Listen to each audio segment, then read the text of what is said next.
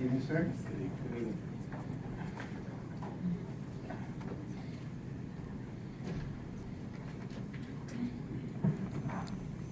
Good evening, Board of Commissioners. My name is Craig Rivers. I am principal of Mergenthaler Vocational Technical High School.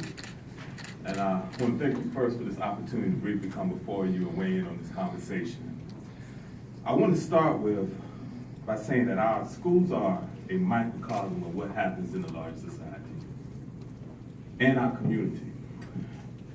And so when I think about our students, they are a reflection of all those great things that happen in Baltimore City. But unfortunately, we see some of the ills of our society as well. I was able to get some numbers from our Northeast District where Mervo is housed. As of January 2015, there have been 8 homicides just in the Northeast District, 3 non-fatal shootings, 69 robberies, and 63 aggravated assaults. Our schools do not exist in a vacuum. And for us to think that this violence that our students are experiencing every day don't impact us in some way, shape, or form is naive. So when I address this issue about school police officers and what they mean, and I want to make it personal to Mergenthaler, it's simple for me. It's about, are we satisfied with responding to violence, or do we want to try to prevent any type of violence that may befall our students?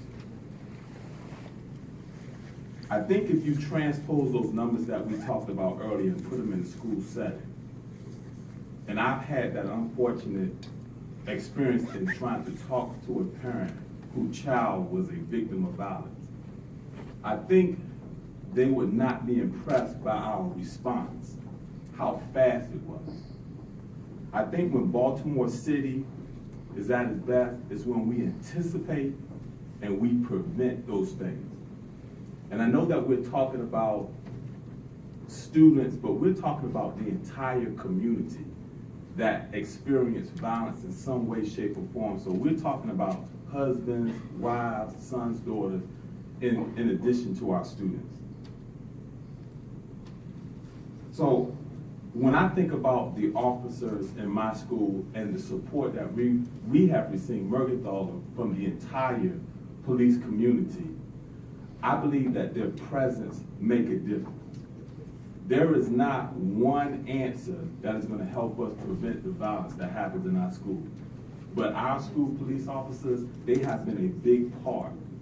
Their presence has made a big difference in making sure that we can interrupt and stop those violent acts, however they may come to us.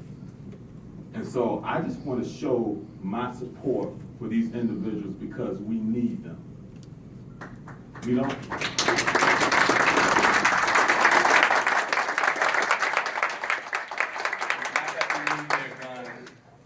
But we need their presence, because one of the data points that we never get to talk about, we talk about the number of arrests that we may have, but we never talk about what they prevent. It's almost impossible to get that data point. Thank you for your time. Thank you.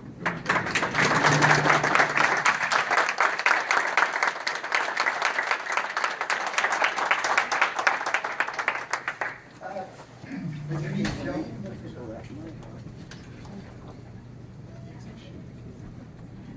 you're a student, please tell us what school I would like to inform you that I'm not a student, I'm a parent of 2 Baltimore City students. Thank you for having me here, and thanks for allowing me to testify before you here today. I'm speaking as a parent. I have a 7-year-old daughter and a 5-year-old son. I'm speaking in opposition of this bill because I have concerns about further alienating some of our students. I know our schools serve as a safe haven for some of our kids who I've seen kids get the love from school that they may not get from home. I've seen them come to school and have needs met there that they do not get from their communities or other sources. I feel like having police in our schools will continue to draw that wedge between our communities and our schools. If you're trying to get out the communities, if you're trying to get us, I'm sorry. If you're trying to improve relations with our communities, I don't believe bringing guns into our schools is the answer. There's over, I don't have all the numbers, but I'm sure you heard it, there's overwhelming evidence that shows that preventive measures, excessive school policing, militarization of our schools does not work. It works against our students, so I have a few points here. I'm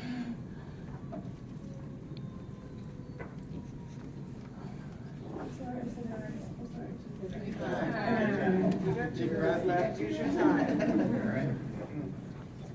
Okay, so our preventive measures, there's the overwhelming evidence that preventive measures and excessive school policing does not work. If our current security tactics are working for us, what is the need for school resource officers to have guns? I personally have had both positive and negative experiences with police. Actually, at my old school, Patterson, I had very good relationships with our school resource officers there, but my concerns did not change from there. I feel like if we are going to bring our Baltimore City schools up to par with other districts, we have to bring them up to par in every single way.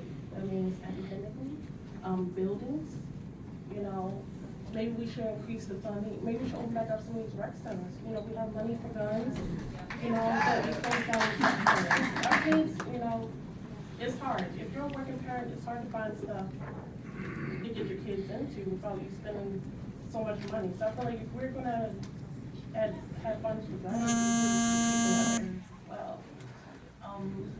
I've seen how preventive measures personally don't work. I feel like a lot of kids they fall through the cracks, and there's nobody willing to understand them or reach out to them.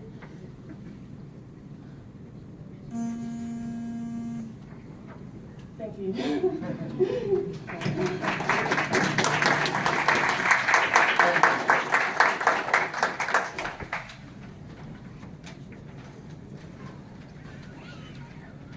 Chris Battaglia from Ben Franklin, Mason Grove. Sir.